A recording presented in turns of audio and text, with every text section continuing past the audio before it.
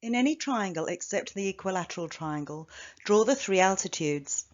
The altitude of a triangle is where the perpendicular line segment is drawn from the vertex of a triangle to the side opposite to it.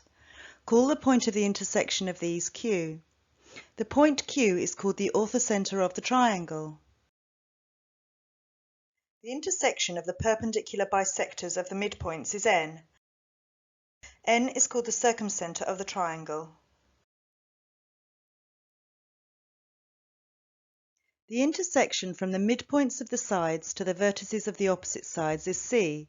The point C is the centroid of the triangle. The line joining these 3 points is the Euler line.